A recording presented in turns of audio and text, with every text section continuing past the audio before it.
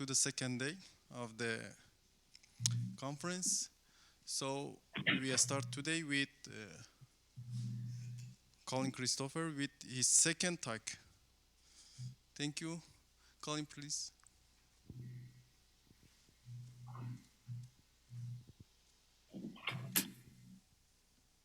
Okay, so can you hear me okay? Yes. Yes.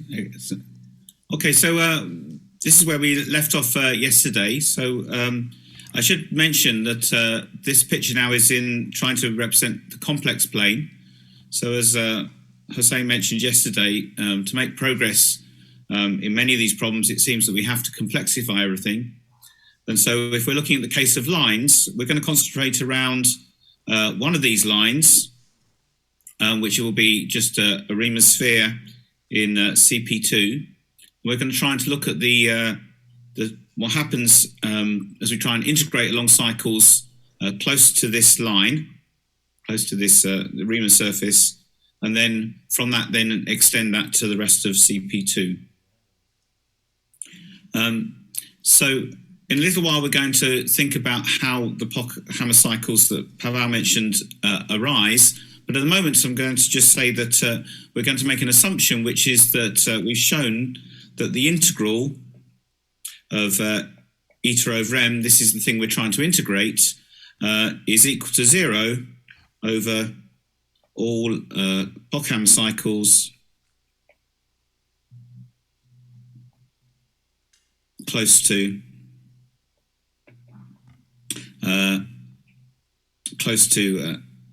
L0. In fact, we don't need all Pochhammer cycles. All we need is, if these are my intersection points with the other lines, we just need enough Pochhammer cycles to form a tree that spans those points there.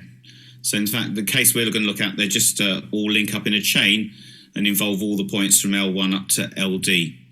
And then the other ones will follow from that, or at least what we need will follow from that. Okay, so we need to know a little bit about the topology of the foliation here.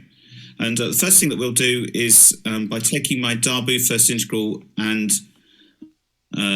changing the power a bit, we can assume that f0 appears to the power 1, and then I have a product of other terms from I equals 1 to d. And that gives me a nice way of parameterizing transversals. And if we just take a very simple case, for example, x to the lambda times y is equal to some constant. Here's the two separations, y equals 0 and x equals 0.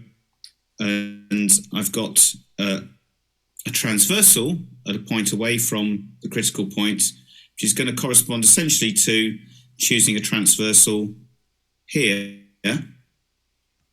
And I want to know a little bit about what happens, the monodromy, as I go around a point. So as I take a path, so let's expand the x-axis to be part of the complex plane. Then I'm going to take a path which goes around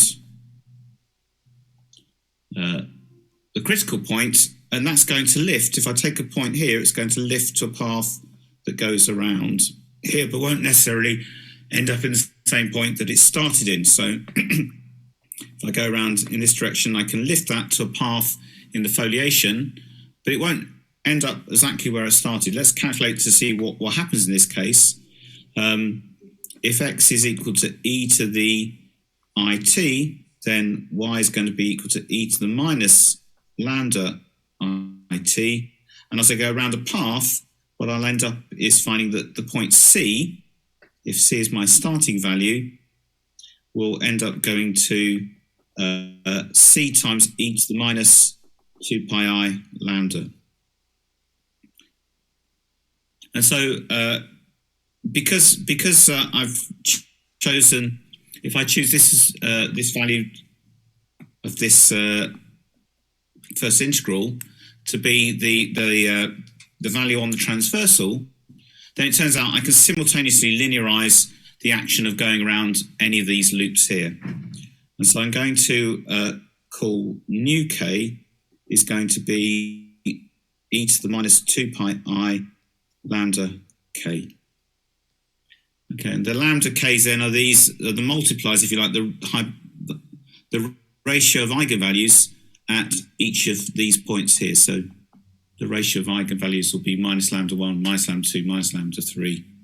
Infinity, it will be minus the sum of the lambda i's plus 1. And so when I add these together, the ratio of the eigenvalue ratio, when I add them together, gives me 1, which is what we know from topology. Okay. One thing particular to notice here that it's not possible for each of these lambdas to be positive. It's not possible for each of these lambdas to be positive if I include also this value at infinity. So at least one of them will have to be a node or will have to be hyperbolic.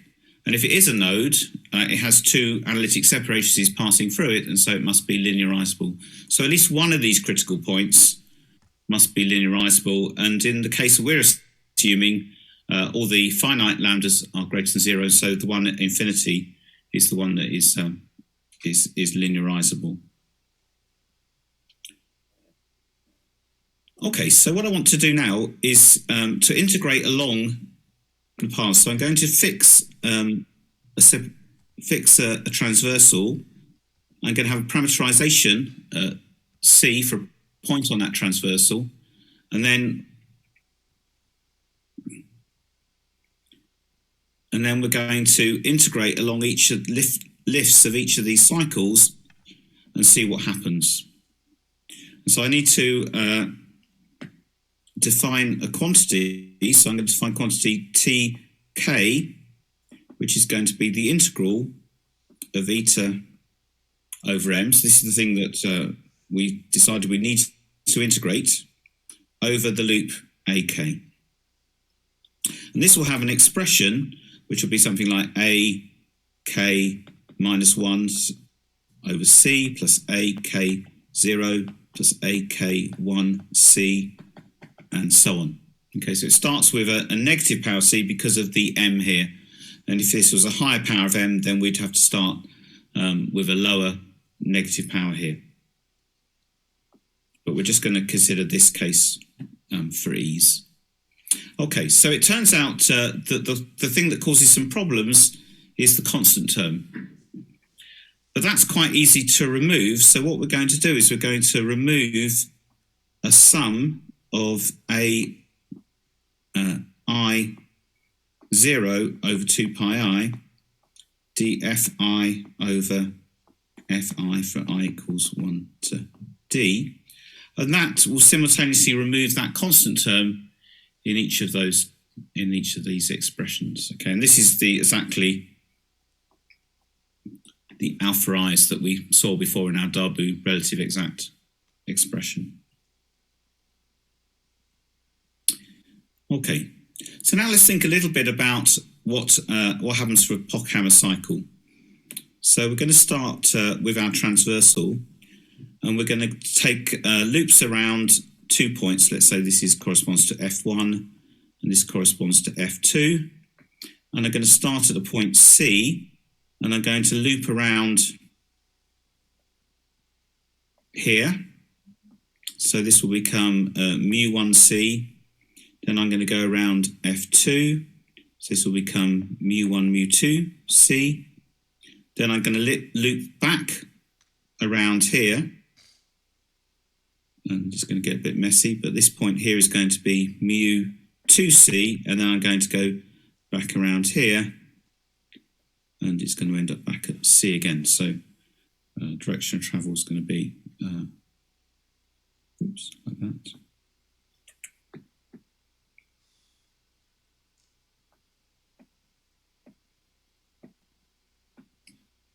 Okay, so let's calculate what the integral will be around that loop. So,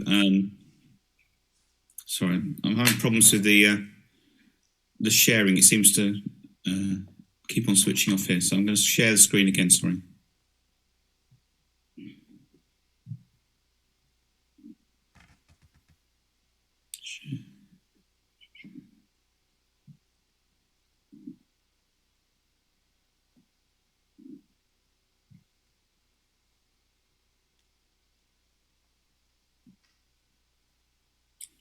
Okay, so let's see what we've got here. Well, we start with going around the point 1, so we integrate around the loop A1. Then when we finish going around the loop, we're actually at this point mu1c.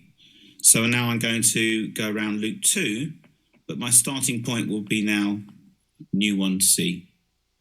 And then I'm going to go backwards around this part of the loop here. So this is really integrating, it's going up to there, integrating from here to here with reversed. And if I start here, this is going to be mu2c. So this is actually going to be minus t1 mu2c.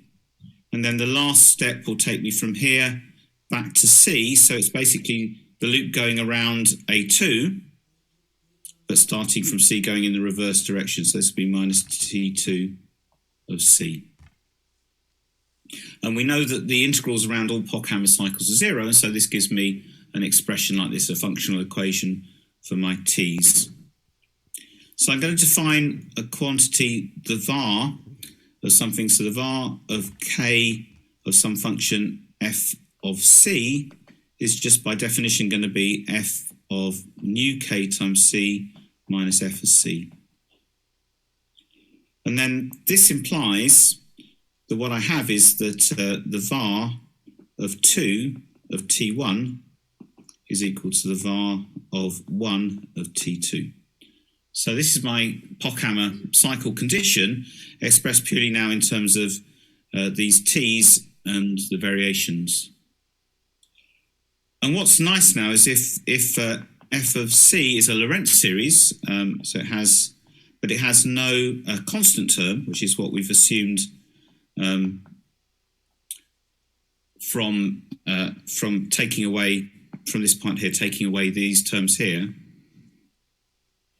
then if I say var of k of f of c is equal to 0, then because the multipliers are irrational, it must mean that f of c is equal to 0. And we'll use this quite a bit in a moment.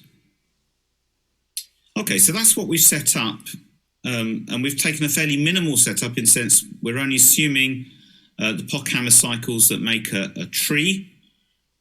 So it'd be quite nice to see if other Pochhammer cycles, for example, that one, also follow from these considerations. So this also just give an example of how the algebra of these things works out. So if we, for example, if we know that this is true, because the Pochhammer cycle between F1 and F2 is 0, and if we then say, okay, what about, let's assume that it's also true for these ones, so between F2 and F3, can we actually prove that the Pochhammer cycle is 0 between 1 and 3? Well, let's have a go at trying to do that. So we're going to take the variation 2 var 1 of t3. We can swap these around because everything is nice and linear, so the variations swap around. So this will become var 1, var 2, t3. But then we can use this property, so this will become var 1, var 3, t2. We can swap the vars around again, so it becomes var 3, var 1, t2, and then we can use this property to give me var 3, var 2, t1, and then finally swap them around again, t1. And so if we look at these, I've got var 2 of var 3, var 1 of t3 is equal to var 2 of var 3, t1. And so we can immediately then say that var 1, t3 is equal to var 3, t1. In other words, the Pochhammer property also works for the ones that we haven't assumed.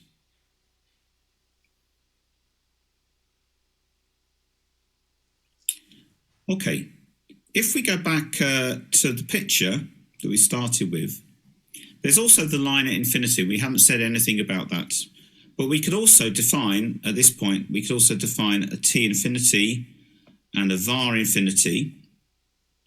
And it turns out with exactly the same considerations that we've given here, just by playing around with these ideas and noticing that the loop around infinity is just the sum of the loops around all the finite points, we can actually introduce these two things here, and it turns out that they obey the same Pockhammer relationships with all the others. So we also have t infinity, so var k t infinity is equal to var infinity tk for all k. So we can also introduce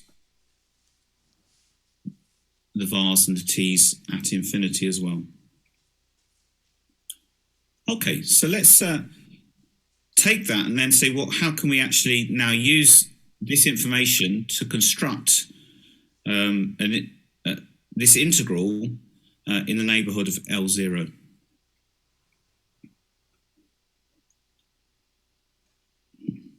So we said that at least one of the points, and in our particular case, the point is the point at infinity, at least one of those cases is linearizable. So we're going to assume that we've linearized, and we're going to assume that our transversal is within the region of linearization, so it's also can be taking place there.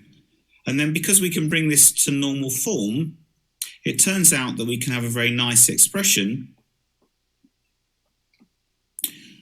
for what happens for this integral. So it turns out that we can express the integral around infinity, so I was going around here and back to here, can be represented as the variation around infinity of some function phi defined on the transversal. So there's a function phi defined on the transversal which gives this value for t. How do we get this? Well, without going into the details, we've linearized, so everything is very straightforward, and we can just integrate term by term to get this expression for phi, and there are no convergence problems there. And we can extend this function phi to a neighbourhood of L infinity. So we've got a function phi which can extend along the paths here, and so we have a function that's defined in a neighbourhood infinity, which has this property that the integrals that we want are actually just the variations around infinity of the function phi. Okay, but what does that tell us about the integrals around other points? So if I say I now want to know something about, let's say, the variation around the f1, we can again do the same sort of calculation we did before. Variation of infinity around t1 is the same as the variation of 1 around t infinity. We know what this is. This is the variation infinity of phi. And then we can swap vars over again. And then we can cancel out the var infinities, and we can just get that t1 is equal to var1 of phi. In other words, as we go around each of these loops, the integral here corresponds to the variation of this value phi as we go around. And what this means is that phi is a primitive of the integral of eta over m, but remember we've also subtracted these terms here at the same time. So this is what Pavel already mentioned. We want to integrate up. We want to integrate up in a region around L0. We need to check that we can do that. So if we go back to our picture here, we want to know where we can integrate. Well, we can certainly integrate everywhere away from the separatrices. That's not a problem. Because this is linearizable, we can fill in that gap. And so we've integrated here. We've integrated along the whole region, but we've at the moment got to exclude some little cylinders around the other critical points.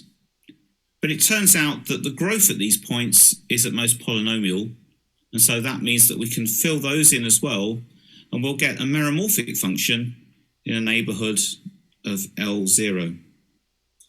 So what we have here is that phi is meromorphic in a neighbourhood of L0. And now we need a little bit of some quite strong mathematics, and this is work which says that if we have something, if we have CP2 and the line on a line, we have a meromorphic function.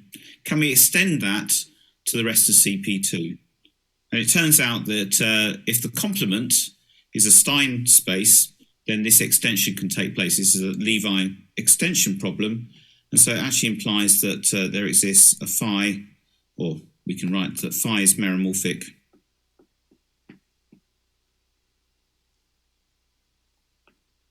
actually on CP2.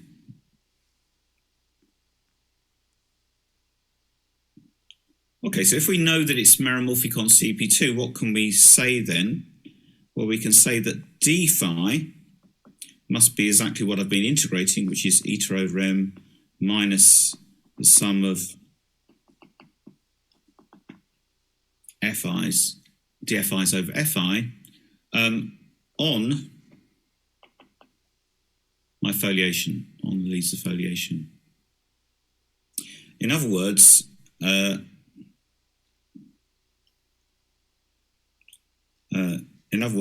that this must be equal to eta over m minus the sum of alpha I dfi over fi plus some meromorphic function times by the one form. Okay, so by looking at the order, the size of these things, we can say that phi must be some polynomial divided by m to the power 1,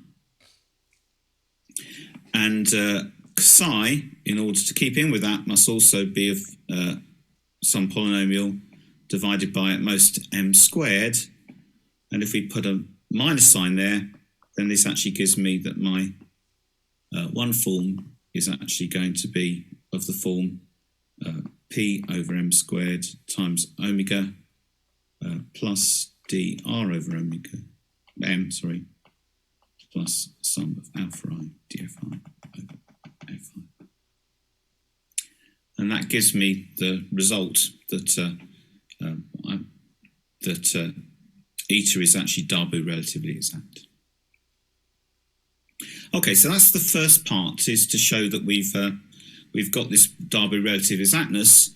What we need to show is that we have this property about Pochhammer cycles, and this is the thing I want to sketch now. So we're going to just consider a very simple case to begin with. Let's suppose that we just have a triangle of invariant lines. We have a vanishing cycle, and we want to know what we can do with that vanishing cycle. So clearly we can grow it.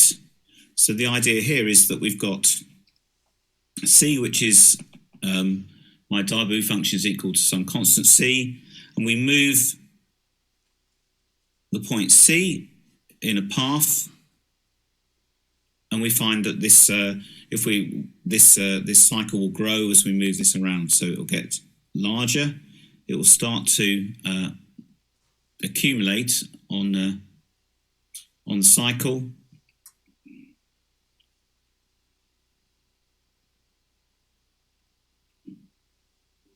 I think it's frozen again, sorry.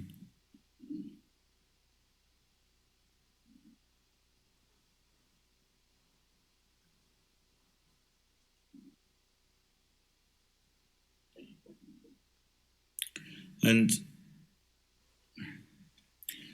what we can do is that we can actually turn turn around the point C, the origin, we can turn around the origin, and we'll find that these parts here turn around the sides of the triangle. It's very hard to do this with pictures in 2 dimensions.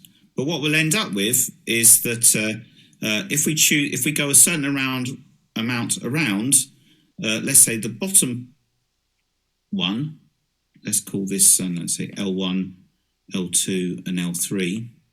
So the one around L1 will join up to itself, so it'll get back to where it started, but the rest will be a little bit twisted around here, like this, okay? So L1, L2.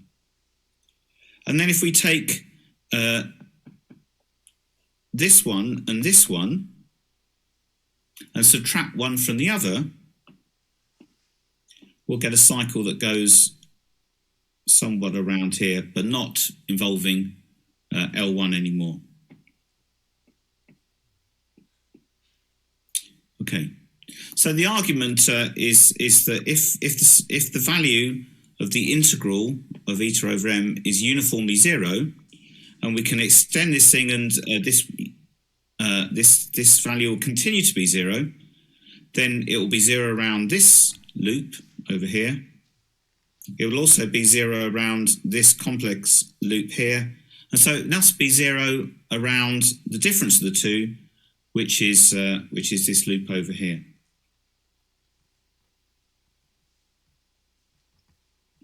But now we can iterate the same thing again. So now we can, again, we can move around c equals 0, and now choose it in such a way that these two sides exactly cancel out each other.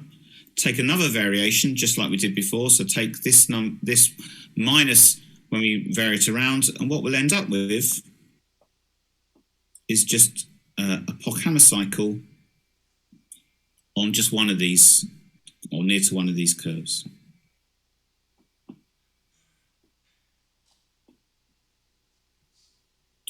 Okay.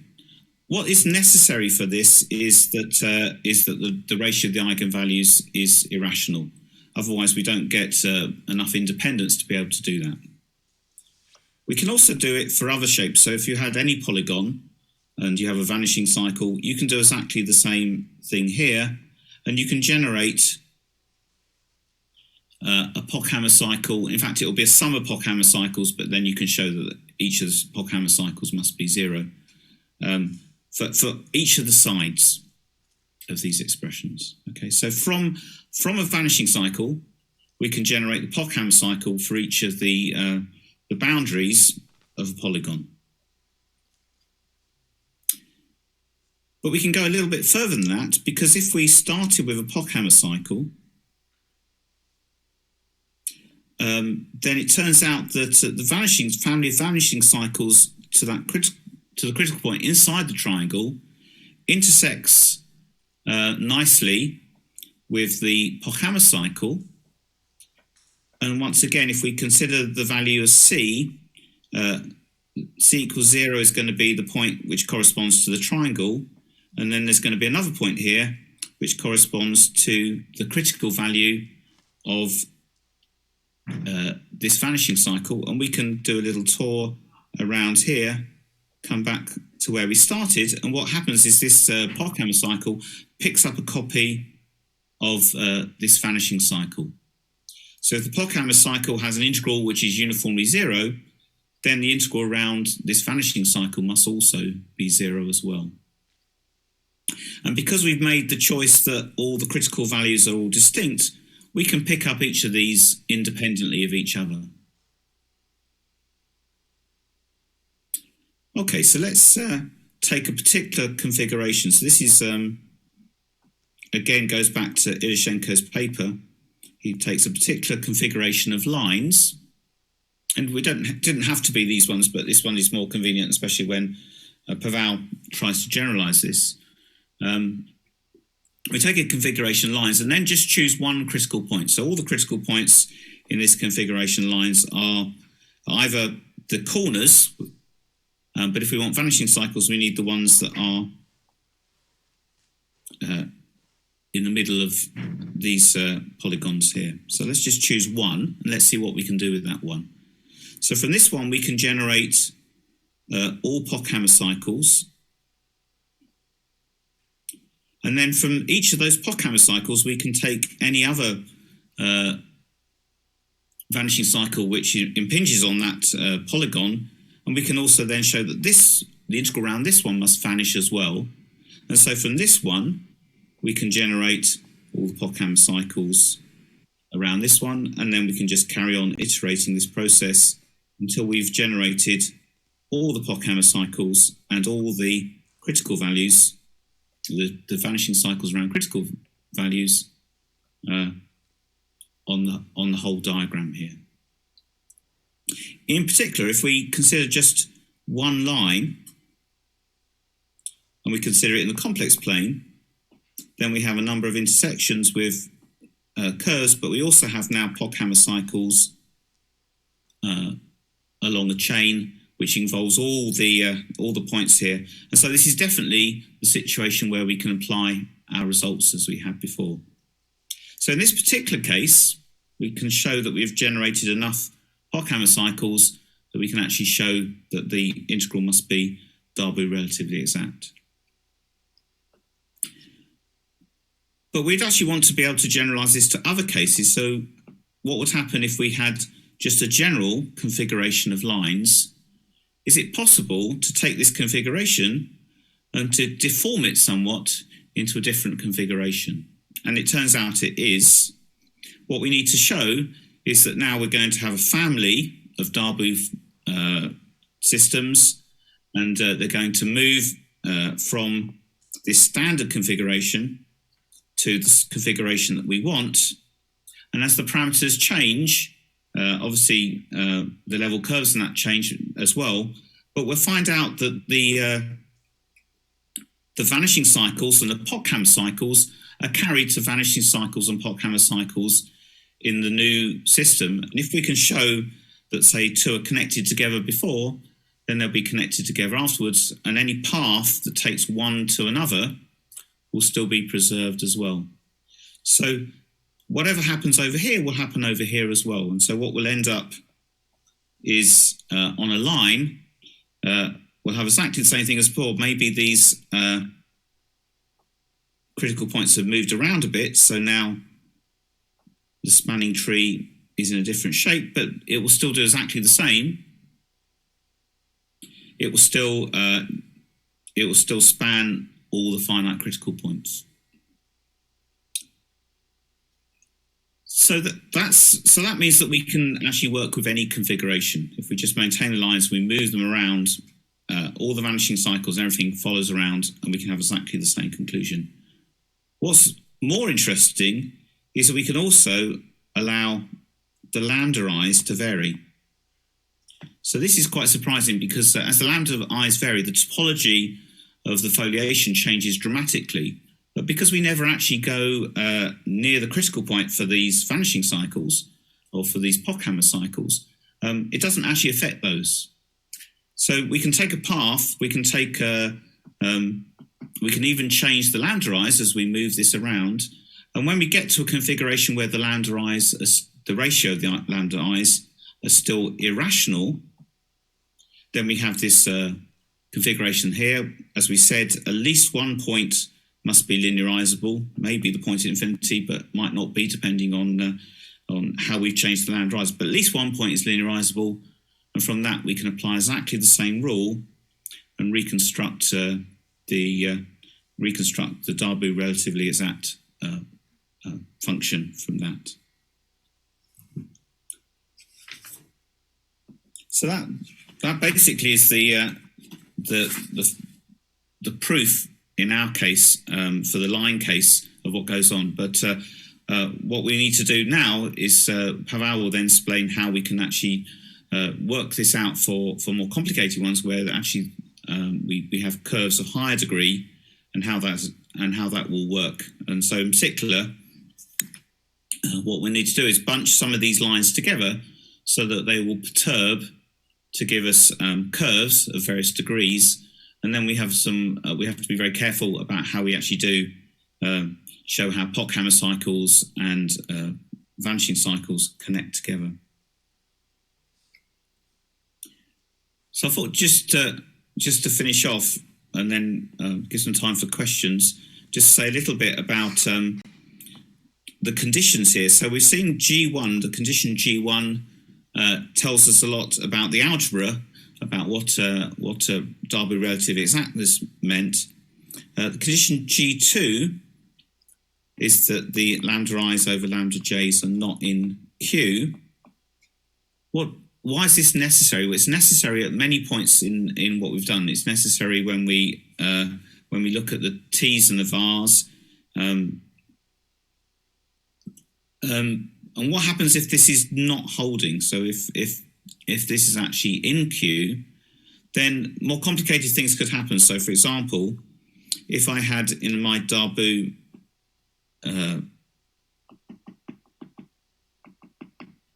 function something like this, when I perturb, I could imagine getting some terms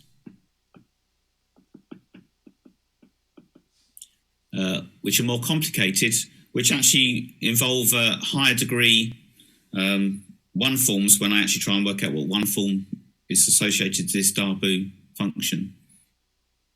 And so it would suggest that when you do have rational in first impulse, there's going to be more things appearing here.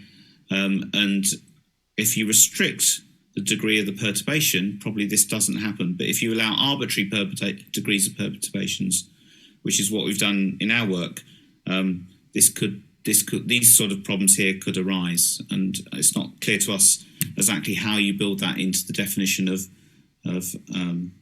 Darboux relative exactness at the moment. And then the condition G3 is a condition really to give us independence of choosing how to generate these vanishing cycles. If that was relaxed a bit, well, we could have some issues as well, because we may not be able to generate the vanishing cycles independently. And one of the cases where that would happen is if we had some sort of symmetry. So if there was a line of symmetry or some more complicated symmetry in the system, then maybe these vanishing cycles wouldn't be independent of each other. And again, this is something we thought a little bit about. We have started to think about symmetric systems, but at the moment we don't have much idea how you would deal with these things. Okay, so I've gone a bit faster than I thought I was going to do. Is there any questions, any things need clarification?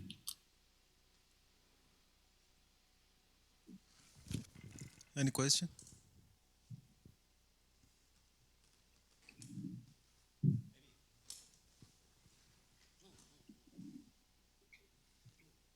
Okay, you can go on. Okay, so I think that's all I had prepared. Sorry, I've gone a bit faster than I thought I was going to.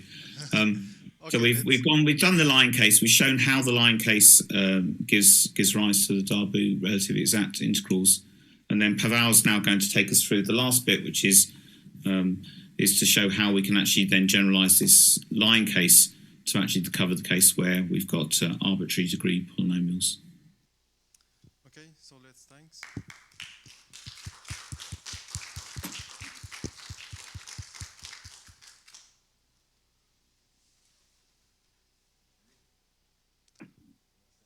No question. Okay, thank you. No, I have a question. Colin, are you claiming, can you say something about the part of the homology of the transcendental leaf generated by Pochhammer cycle? Are you claiming this is a finitely generated Z module? So this is something we spent quite some time thinking about. So we'd like to say that we can generate all closed leaves in the foliation. We're not sure we can do that. We're fairly sure we're fairly sure we have done it, but we can't prove it. But in terms of what we need to prove Darboux relative exactness, we've got enough. So you only prove that the integrals of over just Pochhammer cycles is 0, and then you get the Darboux exactness. Exactly. So that's all we need. But we're pretty sure that in fact those are all the closed loops, and we've the problem is if you're working close to the separatrices, it's not too hard to imagine that this is done. But if you include the global things with the vanishing cycles and other things, then it's a lot harder to really justify to yourself that everything is being generated. So we're not convinced on that, but we're fairly sure that's right. And then, of course, if some of the multipliers are not irrational, then of course you get extra terms appearing, and that's probably where things start going wrong. So there are extra vanishing cycles at the intersections of two curves, and we don't really know how to tackle that case at the moment.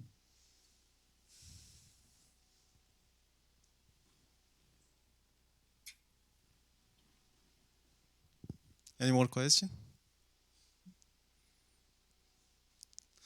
Okay, so now we can thank you.